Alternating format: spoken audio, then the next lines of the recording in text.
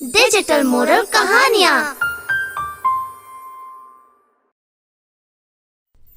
Periods वाली बहू। गांव की एक औरत सर पर मटकी लिए हुए कुएं का पानी भरने कतार में खड़ी हुई होती है। तभी अचानक चीखने चिल्लाने की आवाजें आने लगती हैं। हाय दैया, महावारी में इस कलमुही ने गांव के कुएं से पानी भर लिया। अरे पूरा कुआं अशुद्ध कर दिया है। अरे तो ये तो आम बात है, क्या तुम लोगों को नहीं होती महावारी? हो गई गलती, मुझसे भर लिया पानी, अब मुझे माफ करो और जाने दो। ये शोरगुल क्यों कर रही हो? अगर मुखिया जी के लोगों ने ये बात सुन ली तो मेरा क्या होगा? और वही होता है, मुखिया जी के कुछ लोग इस बहस को सुन लेते हैं और चंपा को घसीटकर गांव की सीमा पर एक कमरे में बंद कर दिया जाता है। मेरे बच्चे घर पर अकेले हैं, मुझे जाने दो। ये कहानी शुरू होती है पहिरपुर नाम के गांव से, जहां मुकेश मुखिया का परिवार रहता था। गांव उनकी ही बनाई परंपराओं पर चलता। किसी में भी हिम्मत नहीं थी कि मुखिया जी या उनके परिवार के लोगों के आगे एक शब्द भी बोले। न जाने क्या होता है मुखिया जी के घर में, आए दिन रोने चिल्लाने की आवाज आती ही रहती है। अरे भाई चल यहाँ से, वरना कल्लू दादा ने सुन लिया तो हमारी दशा और दिशा दोनों बिगाड़ देंगे। गांव के एकमात्र मुखिया परिवार का घर था। सदियों से पीढ़ी दर पीढ़ी निर्मला निवास की ही पीढ़ियां गांव के सरपंच के चुनाव में खड़ी होती हैं और जीता भी करती थी।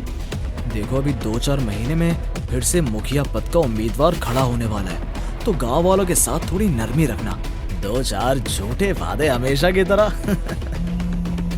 अरे मारे भतीजे का फोन है भैया। अरे बिटुआ, कब आ रहा है तुम्हारे कलेजे का टुकड़ा?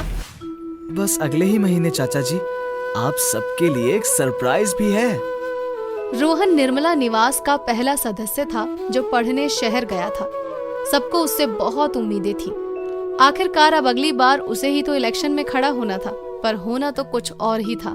रोहन को जानवी बहुत पसंद थी। एक दिन फुटबॉल कोर्ट में जानवी, 1 मिनट प्लीज। इतने शोरगुल में रोहन की आवाज जानवी के कानों तक पहुंच नहीं पाती। वो अपनी जैकेट उतारता है और भागता हुआ जानवी के पीछे उसे कवर करके खड़ा हो जाता है। रोहन, ये क्या कर रहे हो तुम? Can't you see I am playing? मेरी गोल मिस हो जाएगी। रोहन जानवी का हाथ पकड़े उसे साइड में लाने की कोशिश करता है कि इतने में सभी के सामने जानवी उसके चेहरे पर एक करारा तमाचा जड़ देती है। हंस बोलकर 2 बात क्या कर ली? तुम लोग खुद को हीरो समझने लग जाते हो। अभी अकल ठिकाने लगाती हूँ मैं तुम्हारी। तुम्हारे कपड़ों पर पीरियड्स स्टेन है जानवी, प्लीज गो। जानवी चौंक जाती है और सीधा वॉशरूम जाकर कपड़े बदलती है। रोहन बाहर ही उसका वेट करता रहता है। होप एवरीथिंग इज फाइन, मैं चलता हूँ। Rohan please, I am so sorry. मैंने क्या कुछ बोल दिया? Oh God, please forgive me. Thanks a lot Rohan, you help me at the right time. It's okay. Jhanvi को रोहन की इस हरकत से प्यार हो जाता है और वो भी मन ही मन उसे चाहने लग जाती है। एक दिन प्यार इकरार में बदल जाता है और दोनों मंदिर में जाकर शादी कर लेते हैं। आज सेमेस्टर के एग्जाम्स भी खत्म हो गए और हमारी शादी भी हो गई। अब तुम मेरी हुई और मैं तुम्हारा। वैसे तुमसे एक बात कहनी थी जानवी। तुम शहर की लड़की, मैं गांव का लड़का। अब मेरे कहने का मतलब था कि तुम कैसे वहाँ एडजस्ट कर पाओगी? तुमसे प्यार किया है मैंने, इतनी एडजस्टमेंट तो करनी ही होगी ना। रोहन जानवी से शादी कर उसे अपने गांव की कोठी पर ले आता है। ये छोरी कौन है बेटा? रिया, पत्नी बाबूजी। ए लो, एक तू ही बाकी था। शाबाश बेटा, तेरी चाची को भी मैं भगा कर लाया था। वैसे बहुत ध्यान रहे, हमारे घर के नियम कायदों पर चलेगी तो घर स्वर्ग है, वरना। रोहन, बता तो दिया ना तूने इसे। मैं कुछ समझी नहीं चाचा जी। अब तुम हमारे घर की बहू हो। हमारे घर पर बहुएं वो बड़ों से ऊंची आवाज में बात नहीं करती। अंदर चलो। जानवी कुछ भी समझ नहीं पाई कि ये अभी जो उसके साथ हुआ ये कैसा व्यवहार था। आज तक कभी किसी ने उसकी आवाज नहीं दबाई थी। अपने घर में बोलने की आजादी, जीने की आजादी के साथ पली बढ़ी जानवी को ये सब जरा हजम ना हुआ, पर ससुराल में पहला दिन होने के कारण वो चुप रही। अगली सुबह जानवी क्या देखती है कि उसकी सास घर की काम वाली को आंगन में ले जाकर जोर जोर से पीट रही है। इतने सालों से इस घर में काम करने के बाद भी तू माहवारी के समय रसोई में आई कैसे? हाँ, अभी तेरी चमड़ी उधेड़ती हूँ। रुक। ये सब क्या है? क्यों मार रही हैं आप इसे? ऐसे तो कोई जानवर के साथ भी नहीं करता। और बिंदिया तो 3 दिन बाहर ही रहेगी हवेली से, समझी? जानवी कुछ समझ ही नहीं पाती कि ये सब क्या हो रहा है। वो रात को छिपकर बिंदिया के पास जाती है। ये सब यहाँ के लिए आम बात है छोटी बहू रानी। माहवारी के दिन गंदा कपड़ा इस्तेमाल करने के कारण मेरी तबीयत बिगड़ी जा रही है। तो तुम लोग पैड यूज क्यों नहीं करते? और तुम्हारा पति वो कहाँ है? इसी कोठी में माली है। उन्हें भी मेरी तकलीफ समझ नहीं आती। अब बस बहुत हुआ, अब और नहीं। गांव की औरतों के लिए जानवी आ गई है। ना जाने इस गांव में कितनी ही बिंदियां होंगी जो खुले में शौच करती होंगी, गंदा कपड़ा इस्तेमाल करती होंगी और बेबस होकर सब सहती होंगी। जानवी बिंदिया को डॉक्टर के पास लेकर जाती है। आप लोग हाइजीन मेंटेन क्यों नहीं करती? और देर करती तो शायद ऑपरेशन तक की नौबत आ सकती थी। हमारी लापरवाही का इतना बुरा असर होएगा ये तो हमने ना ही सोचा था। मुझे माफ कर दो बिंदिया। जानवी धीरे धीरे गांव की औरतों से मिलना शुरू करती है। उनकी तकलीफें सुनती है। सभी उसे बहुत पसंद करने लग जाती हैं। एक दिन गांव की औरतें उससे कहती हैं, छोटी ठकुराइन, आप ही इलेक्शन में खड़ी क्यों नहीं हो जाती? हम सब आपको ही वोट देंगे। जानवी और गांव की औरतों की बात मुकेश के कुछ गुंडे सुन लेते हैं, जिसके बाद सबके सामने जानवी को बुलाया जाता है। रोहन भी घर पर नहीं होता। रोहन की लगाई तो घनी होशियार निकली, छिप छिप कर वोट जमा कर रही थी। डालो काल कोठरी में से, कल इलेक्शन है, एक कमरे से बाहर नहीं आनी चाहिए। बहुत अत्याचार कर लिया आप लोगों ने, अब नहीं। मुझे सब पता चल गया है। जो फंड गांव के नाम पर आता है वो सब आप लोग गप कर जाते हैं, पर अब नहीं। मैं अब और चुप नहीं रहूंगी। जानवी को जबरदस्ती कमरे में बंद कर दिया जाता है। मैं कोई बेचारी अबला नहीं हूँ जिसे ये लोग पिंजरे में बंद कर दें और वो चुपचाप उसी पिंजरे में रहे।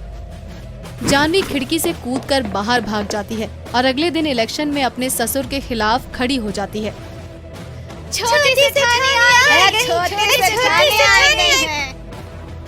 इस कलमुही की इतनी मजाल जो कोठरी से भागकर यहाँ आ गई। वहीं पास खड़ा रोहन सब कुछ सुन लेता है और अपनी पत्नी की तरफ जाकर खड़ा हो जाता है। आज तक कई समस्याएं सुनी ही होंगी आप सभी ने, जिसको हल करने का हवाला आप लोगों को दिया गया, पर कुछ हासिल नहीं हुआ। आज मेरे पिताजी के अलावा भी एक उम्मीदवार मुखिया पद के लिए खड़ा है। वो है मेरी पत्नी, पहली महिला उम्मीदवार। जो कुछ बिंदिया के साथ हुआ वो किसी से भी छुपा नहीं है। ऐसा आपकी माँ बहन बेटियों के साथ ना हो, इसके लिए आपको मेरा साथ देना होगा। अपनी जान जैसे तैसे बचाकर बस आप सभी के खातिर मैं यहाँ आई हूँ। हम आपके साथ हैं छोटी मालकिन। हमें नहीं सहना अछूतों जैसा व्यवहार। माहवारी कोई बीमारी नहीं है, यह आम है और इसका जिक्र करना भी गलत नहीं है। जानवी की बात सभी औरतों को प्रभावित करती है और औरतों के साथ साथ पुरुष भी जानवी को ही वोट देकर मुखिया बना देते हैं। मुकेश के हाथ से मुखिया पद जाने के बाद पूरे परिवार के पास जानवी की बात मानने के अलावा और कोई रास्ता नहीं बचता। जानवी पूरे गांव में फ्री पैड के अवेयरनेस प्रोग्राम चलाती है और फ्री में पैड भी बंटवाती है। पत्थर खाने वाली बहू। लालपुर गांव में पंजीरी अपने माँ बाप के साथ रहती थी। पंजीरी की शादी की उम्र हो गई थी और उसके माँ बाप उसकी शादी के लिए लड़का देख रहे थे, लेकिन पंजीरी को बचपन से ही लाल पत्थर खाने की आदत थी, जिस वजह से उसकी माँ उसे हमेशा समझाती थी। एक दिन पंजीरी छुपकर पत्थर खा रही थी, तभी उसकी माँ देख लेती है। तो फिर से ये छुप छुप के पत्थर खाने लगी? मैंने तुझे कितनी बार मना किया ना पत्थर खाने को। तेरी इस आदत की वजह से तुझे पता है ना कितना पेट में दर्द हो गया था तुझे। हाँ, क्या करूँ माँ, मैं लाल पत्थरों को देखती हूँ तो मेरे मुंह में पानी आ जाता है। देखो बेटा, तुम्हारी शादी की उम्र हो गई है।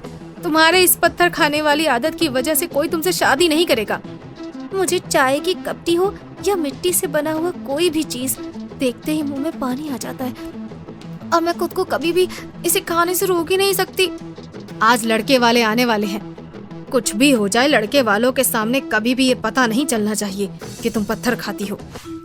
तभी लड़के वाले देखने आ जाते हैं। सरिता लड़के वालों का स्वागत सत्कार करती है और ढेर सारा नाश्ता खिलाती है। बस बहन जी, बहुत खा लिया हमने। अब आप जल्दी से पंजीरी को बुला दीजिए। लड़का लड़की एक दूसरे को देख लें तो बात पक्की हो जाए। एक कचौरी और लीजिए ना। ये सारा नाश्ता पंजीरी ने अपने हाथों से बनाया है। मैं पंजीरी को भी बुला देती हूँ। सरिता पंजीरी को लेकर आती है। सुषमा का बेटा राहुल पंजीरी को पहली नजर में देखते ही अपना दिल दे बैठता है। उसे पंजीरी बहुत पसंद आती है। तो बेटा, तुम्हारा क्या ख्याल है? माँ, मुझे पंजीरी पसंद है। मैं इससे शादी करने के लिए तैयार हूँ। कुछ ही दिनों में अच्छा मुहूर्त देखकर दोनों की शादी हो जाती है। पंजीरी बहू बनकर सुषमा के घर आ जाती है। सुषमा को पंजीरी के पत्थर खाने की आदत के बारे में कुछ भी पता नहीं होता, लेकिन पंजीरी एक दिन रसोई में छुपकर पत्थर खा रही होती है। तभी वहाँ सुषमा आ जाती है। पंजीरी उसे देखकर घबरा जाती है और पत्थर को खिड़की के बाहर फेंक देती है। अरे बेटा, ये छुप छुप कर क्या खा रही हो? अब मम्मी जी, अब आप मैं तो कुछ नहीं खा रही थी। ना ना बेटा, शर्माने की कोई जरूरत नहीं है। अब से ये भी तुम्हारा ही घर है। सुषमा उसकी बातों पर ध्यान नहीं देती और वहाँ से चली जाती है। पंजीरी के जान में जान आ जाती है। बार बार बची, अगर सासू माँ ने मुझे पत्थर खाते हुए देख लिया होता तो गड़बड़ हो जाती। अगली बार से मुझे ध्यान रखना होगा। पंजीरी रसोई के कोने में एक डिब्बे में लाल पत्थर छुपा कर रख देती है। जब उसे कोई नहीं देख रहा होता तो वो चुपके से जाकर पत्थर खाने लगती है। पंजीरी की जेठानी पंजीरी को रसोई में छुप छुप कर पत्थर खाते हुए देख लेती है तो उसे शक हो जाता है। ये देवरानी जी दिन भर रसोई घर में ही घुसी रहती है और ना जाने छुप छुप कर क्या खाती रहती है। मुझे तो इस बात का पता लगाना ही होगा। एक दिन पूजा रसोई की खिड़की पर छुपकर देखने लगती है। पंजीरी डिब्बे से पत्थर निकाल कर खाने लगती है। अच्छा, तो ये बात है, देवरानी जी छुप छुप कर लाल पत्थर खाती हैं। पंजीरी छुप छुप कर पत्थर खा रही होती है। तभी पूजा वहाँ आ जाती है। पंजीरी उसे देखकर घबरा जाती है। अब दीदी, अब आप यहाँ? आपको कुछ चाहिए था तो मुझे बुला लेती। तुम यहाँ क्या कर रही थी? और उस डिब्बे में क्या है? नहीं, अब कुछ भी नहीं, वो तो बस ऐसे ही। तभी पूजा पंजीरी के हाथ से वो डिब्बा ले लेती है और उसे खोल कर देखती है। ये सब क्या है पंजीरी? तुम छुप कर पत्थर खाती हो? दीदी, मैं वो। अरे बहन, अकेले अकेले खाने की क्या जरूरत है? मुझे भी ये लाल पत्थर खाने में बहुत अच्छे लगते हैं, लेकिन मैं कभी मम्मी जी के डर से ये पत्थर खाने की हिम्मत ही नहीं कर पाई। लेकिन मैं जब भी इन पत्थरों को देखती हूँ, मुंह में तो पानी आ जाता है। क्या दीदी, आप भी? आपने तो मुझे डरा ही दिया था। फिर दोनों देवरानी जेठानी छुप छुप कर लाल पत्थर खाने लगती हैं। तभी वहाँ पर सुषमा आ जाती है। अरे तुम दोनों यहाँ छुप छुप कर क्या कर रही हो? अब कुछ नहीं, वो तो हम लोग रात के खाने की तैयारी कर रहे थे। लेकिन अभी रात होने में तो बहुत देर है। हाँ मम्मी जी, आज हम लोग YouTube पर देखकर कुछ नई डिश बनाने वाले हैं, उसी की ही तैयारी कर रहे हैं। चलो, बहुत अच्छी बात है। तुम दोनों साथ में ही रसोई की जिम्मेदारी संभाल लिया करो। सुषमा वहाँ से चली जाती है। मम्मी जी हमें पत्थर खाते हुए देखती तो बहुत गड़बड़ हो जाती। बार बार बची दीदी। ये सिलसिला जारी रहता है। दोनों देवरानी जेठानी छुप छुप कर लाल पत्थर खाती थी। एक दिन अचानक दोनों के पेट में बहुत दर्द हो जाता है और दोनों का पेट भी फूल जाता है। दोनों दर्द से परेशान हो जाती हैं। लगता है घर में एक साथ दो खुशियां आने वाली हैं। मेरी दोनों बहू माँ बनने वाली है। इससे ज्यादा खुशी की बात क्या हो सकती है? हमें तुरंत डॉक्टर को दिखाना चाहिए। अरे नहीं मम्मी जी, वो तो बस अंट संट खाने की वजह से हुआ है। हाँ, डॉक्टर की कोई जरूरत नहीं है, थोड़ी देर में अपने आप ही ठीक हो जाएगा। लेकिन पंजीरी और पूजा का पेट का दर्द बढ़ता ही जाता है। सुषमा दोनों को अस्पताल लेकर जाती है। डॉक्टर साहब, देखिए ना, लगता है मेरी दोनों बहुएं पेट से हैं, लेकिन आज उनके पेट में बहुत ज्यादा दर्द हो रहा है। सब ठीक तो है ना? हाँ, मैं अभी चेकअप करता हूँ।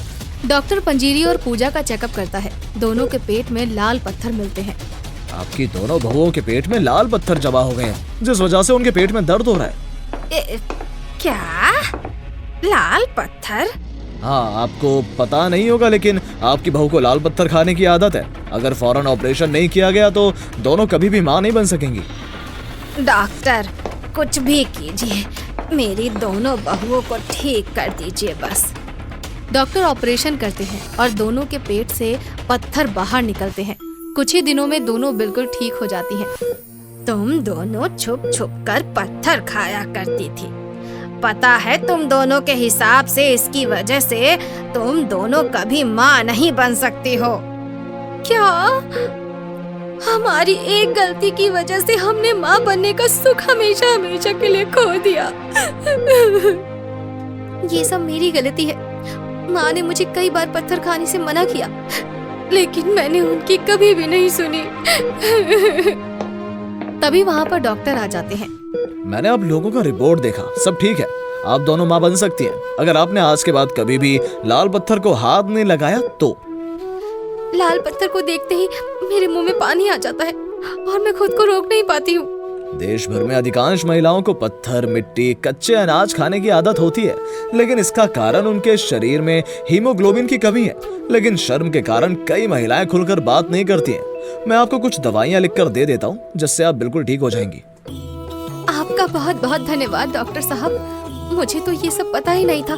मैं खुद अपने पत्थर खाने की आदत से परेशान थी और मैं इसे रोकने के बजाय खुद उस आदत में कूद पड़ी। दोनों डॉक्टर की दी हुई दवाई खाने लगते हैं, जिस वजह से दोनों का पत्थर खाने की आदत छूट जाती है और कुछ ही दिनों में दोनों सच में पेट से हो जाती हैं और दोनों के साथ में ही बच्चा हो जाता है और पूरा घर खुशियों से भर जाता है।